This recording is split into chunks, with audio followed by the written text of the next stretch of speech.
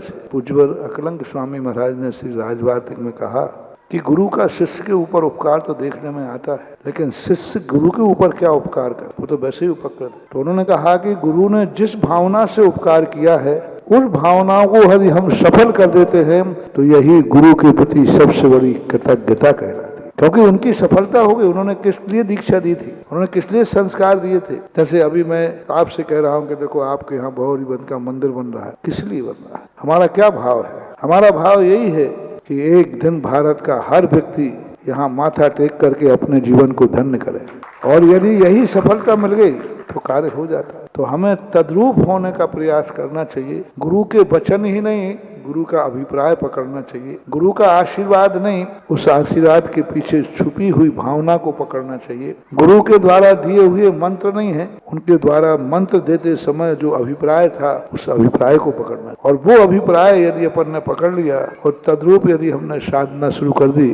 तो मनसा वाचा करुणा तीनों से हमारी कृतज्ञता अपने आप प्रकट होती रहती। कृतज्ञता का अर्थ इतना ही नहीं कि हे महाराज हम आपके बहुत आभारी हैं, हे भगवान आपके आभारी नहीं, बोलने से कोई मतलब नहीं है। हमने तो उसको साकार कर दिया, जो भावना उनकी थी, परिणाम था, उसको हमने साकार कर दिया। मंदिर में आकर भगवान किस लिए जिनवाणी ने बुलाए सिद्धालय से, जिनवाणी ने मांग ने बुलाया, किस लिए बुलाया कि आप लोग अभिषेक दर्शन पूजन करें, इसलिए भगवान के मंदिर बनाए गए। और आपकी समाज ने सबने नियम ले लिया कि भगवान मेरे लिए आए हैं। सिद्धालय से जब भगवान आते हैं तो वो अपने लिए नहीं आते, अपने लिए तो वो अब अपने श्रावकों के लिए आते हैं। हमारे लिए भगवान आए हैं तो हम नियम लेते हैं कि हे भगवान हम जिस लिए आप हमारे नगर में आए हैं, हम उस दिन वह कार्य प्रतिदिन बिना अभिषेक पूजन के हम भोजन नहीं करेंगे। ये भगवान के प्रति कृतज्ञता होगी। क्योंकि भगवान का मंदिर बनाने का अभिप्राय क्या था? यही था कि भाई हमारा कार्य। नमोकार मंत्र पढ़ने का अभिप्राय क्या था?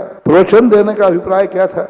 कि व्यक्ति दोषों से बचे, गुणों को प्राप्त करे। यही कृतज्ञता का आदर्श है।